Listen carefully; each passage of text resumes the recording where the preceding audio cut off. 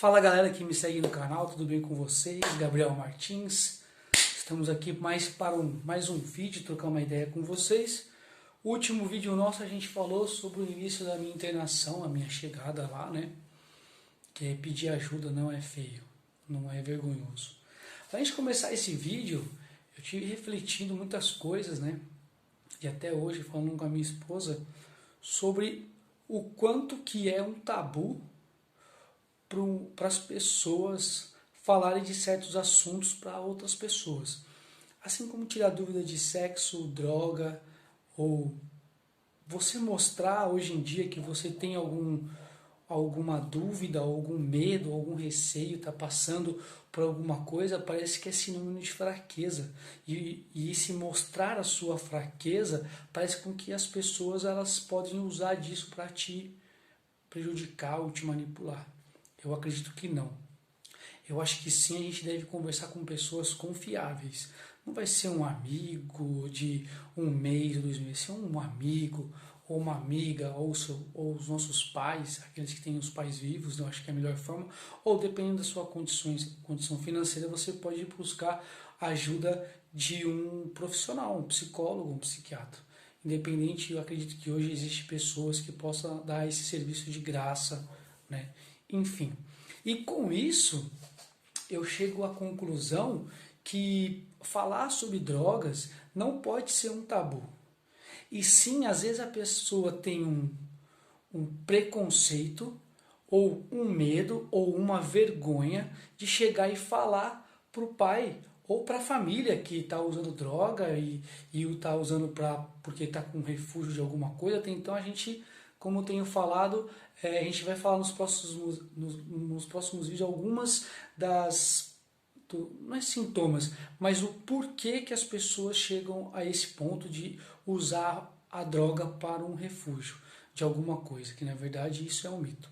Então, já que a gente está conversando aqui abertamente e através da minha experiência que eu tive, que foi negativa, mas hoje eu quero mostrar para vocês que sim, vocês podem ter uma vida sadia, uma vida harmoniosa, com todos os fatores da sua vida, sem precisar ter uma dependência, seja química, seja qualquer outro tipo de dependência que te torne um escravo daquilo, né? Então hoje a gente vai falar sobre reset e start, uma vida nova, tá? O que seria o reset? Se você está passando por algum problema na sua vida e usou a droga como um refúgio e tem a intenção de buscar ajuda, seja profissional, converse com seus pais, dê um reset.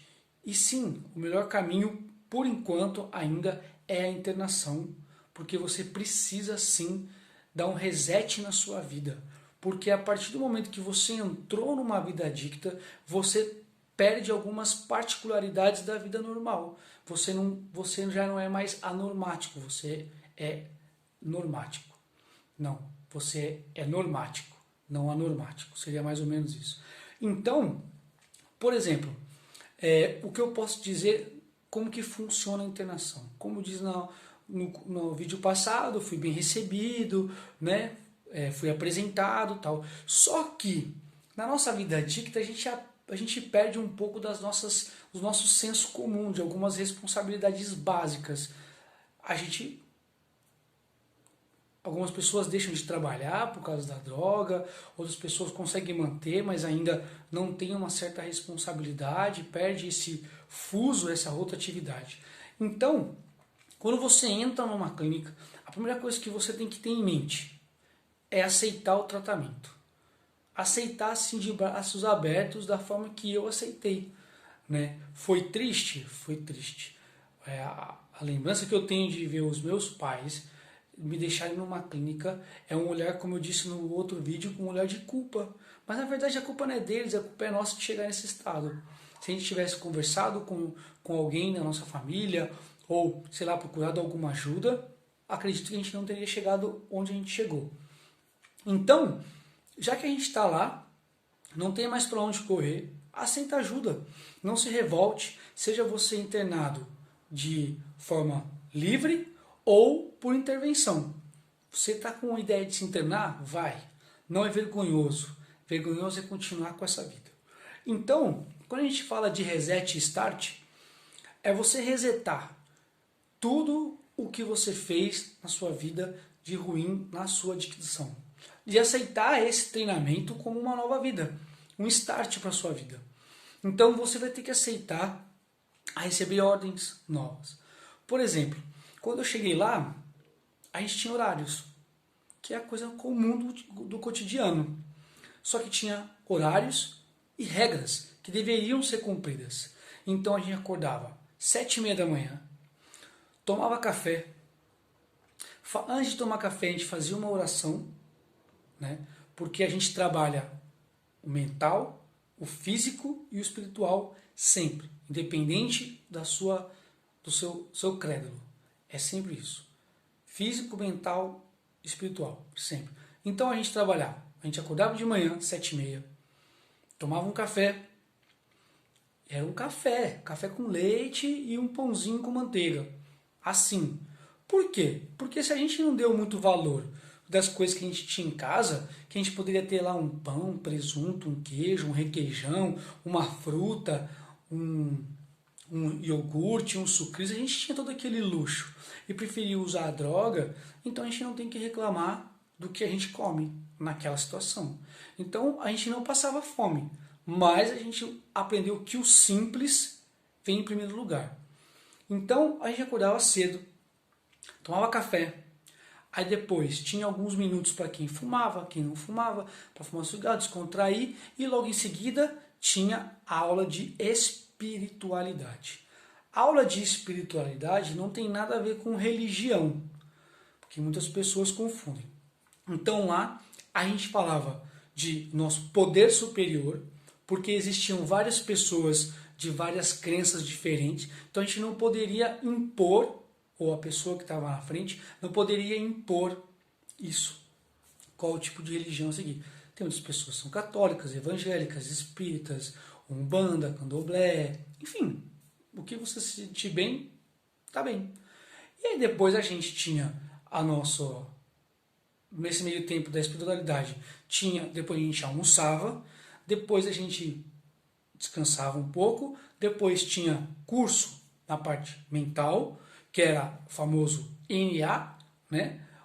Ou AA, e depois, fora disso, a gente tinha as metodologias, que seriam os 12 passos, né? Que a gente aprendeu. Como falei, eu não vou falar de 12 passos e nem de NA, porque eu não sou terapeuta, eu sou um vivente. E eu estou passando o que eu vivi e o que está dando certo na minha vida para vocês. Então, eu aceitei todas as regras. Tinha hora do esporte, hora de jogar uma bola, tinha hora de nadar na piscina, tinha horário para ir na academia, tudo isso supervisionado. Passava por psicólogos, terapeutas, reuniões e assim sucessivamente. Então, eu aceitei. No primeiro mês, eu não fiquei sem visita, porque você tem direito a uma visita. E fui aceitando, e eu dei um reset em tudo o que eu vivi no passado. Então eu comecei a dar um start no novo lá dentro. Então eu conheci pessoas, conheci os motivos de cada um, escutei, eu aprendi a ouvir mais do que falar, né? Ouvir mais do que falar. Isso foi uma das coisas que eu aprendi lá, porque antigamente eu não tinha esse hábito. Hoje eu escuto mais. E, consequentemente, a gente começa a adquirir essas novas responsabilidades e aprender várias coisas. De cara, depois de um ou 2 meses, 2 coisas que eu levei, são várias coisas que a gente leva de lá, mas 2 coisas que eu levei de lá, que foram fundamentais para a minha recuperação, foi 3 palavras e uma frase.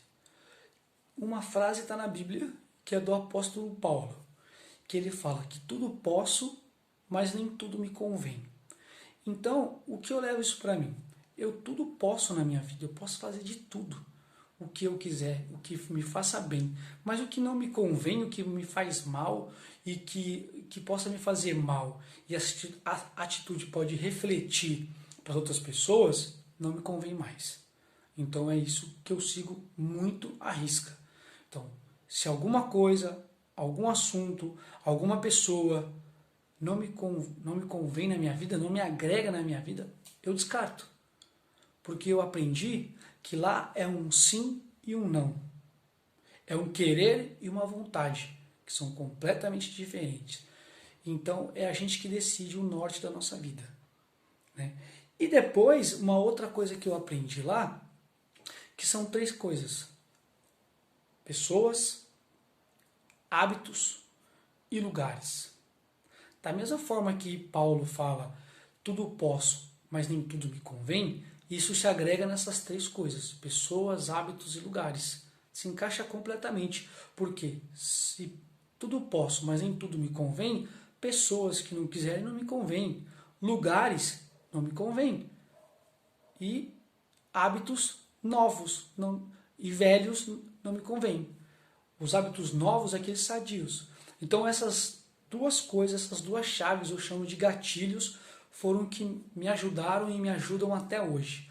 Você entrar numa roda de amigos novos, que você está conhecendo, você começar a ouvir a pessoa e vir aquele papo, sabe, que um papo mole, que não sei o que, você já tem um sinal, você tem um gatilho, você tem um alerta para você poder sair fora.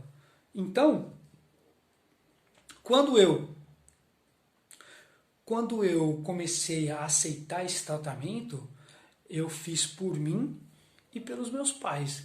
Porque a gente tem que fazer as coisas por nós mesmos, sabe? A gente tem que fazer as coisas para nos calhar bem na nossa vida.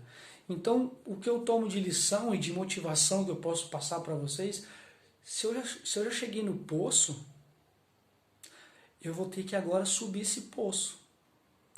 Com ajudas positivas, mas só vai depender de mim mesmo. Todo mundo tem seu poço. Todo mundo sabe o tamanho do seu poço. Só que quem vai determinar a subida do poço é você. E eu, todos os dias, subo um degrau do meu poço.